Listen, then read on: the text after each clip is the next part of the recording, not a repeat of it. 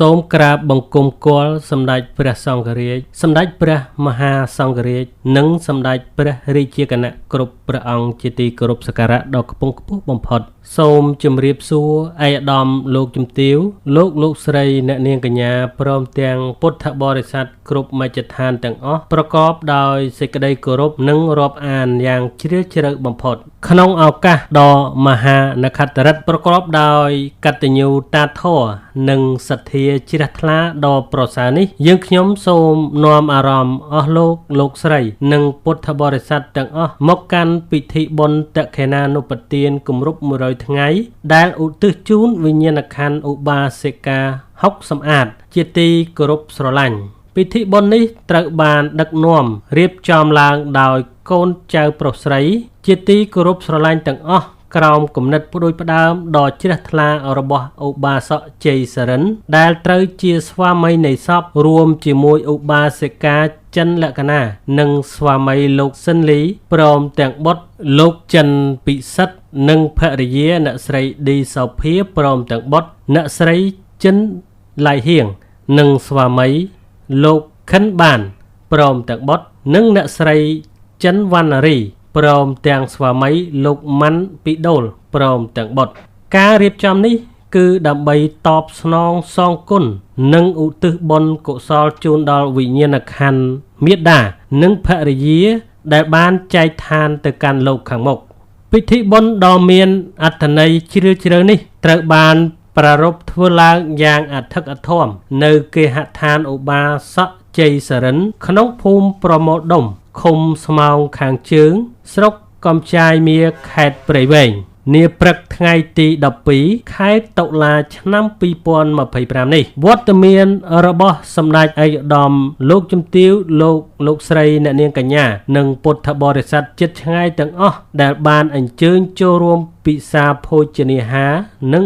បូជាកុសលគឺពិតជាបានបន្ថែមនៅសេរីសួស្តីនិងសេចក្តីថ្លៃថ្នូរដល់ពិធីបុណ្យមួយនេះចាប់តាំងពីវេលាម៉ោង6ព្រឹកពិធីបុណ្យបានចាប់ផ្ដើមឡើងដោយកម្មវិធីប្រគេនយាគូដ៏ឆ្ងាញ់ពិសាដល់ព្រះសង្ឃសរុប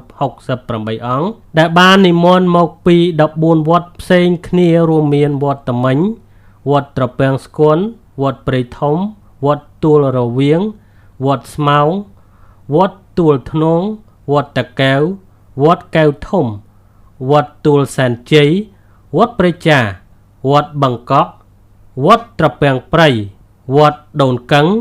នេះជាសក្ខីភាពបញ្ជាក់ពីសទ្ធាជ្រះថ្លារបស់ពុទ្ធបរិស័ទនិងសាមគ្គីភាពដ៏រឹងមាំក្នុងសង្គមពុទ្ធសាសនាបន្ទាប់ពីព្រះសង្ឃបានឆាន់យាគូរួចពិធីបិណ្ឌបាតក៏បានបន្តដោយមានពុទ្ធបរិស័ទយ៉ាងច្រើនកុះករបានចូលរួមដាក់បាតបិណ្ឌបាត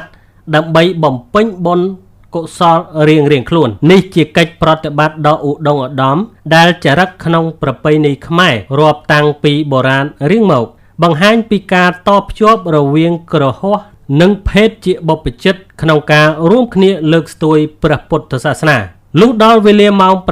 8:25 នាទីព្រឹកពិធីវេរណ្ដាប់បច្ច័យ4ប្រគេនព្រះសង្ឃនិងពិធីបាំងស្កូលឧទ្ទិសបុណ្យជូនដល់វិញ្ញាណក្ខន្ធឧបាសិកាហុកសំអាតបានប្រព្រឹត្តទៅប្រកបដោយមហាកុសលកិច្ចទាំងនេះគឺដើម្បីឧទ្ទិសនៅកុសលផលបុណ្យទាំងអស់ជូនដល់ឧបាសិកាហុកសំអាតសូមឲ្យដួងវិញ្ញាណក្ខន្ធរបស់លោកបានទៅកាន់សុគតិភពផុតចាកទុក្ខទាំងឡាយនិងបានសម្រេចនៅសេចក្តីសុខដ៏ប្រសើរជាបន្តបន្ទាប់ព្រះធម្មកថាក៏បាននិមន្តសម្ដែងព្រះធម៌ទេសនា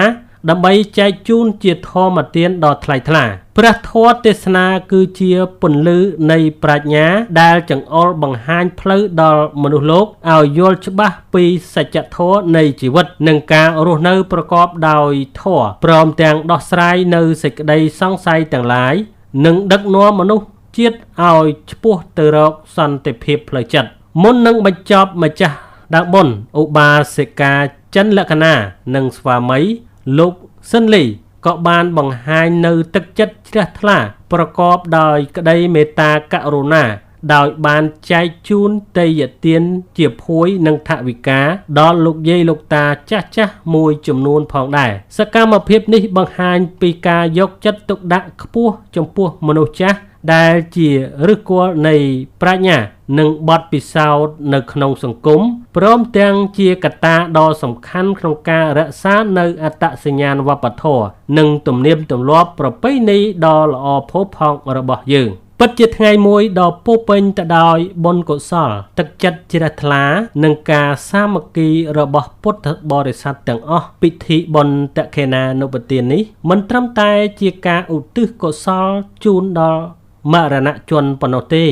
ប៉ុន្តែថែមទាំងជាការរក្សានិងផ្សព្វផ្សាយនៅទំនៀមទម្លាប់ប្រពៃណីដ៏ល្អផូរផង់របស់ខ្មែរយើង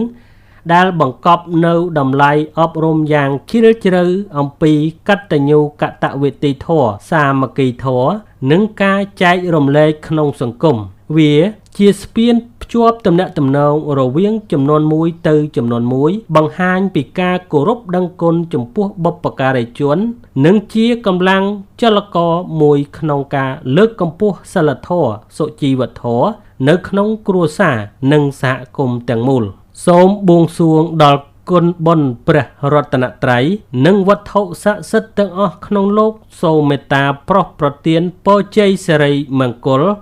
វិបុលសុខគ្រប់ប្រការជូនដល់ម្ចាស់ដើមបុណ្យព្រមទាំងញាតិមិត្តជិតឆ្ងាយទាំងអស់សូមបានប្រកបតែនឹងសេចក្តីសុខសេចក្តីចម្រើនរួចផុតចាកទុក្ខភ័យទាំងពួងកុំបីឃ្លៀងឃ្លាតឡើយសូមអរគុណ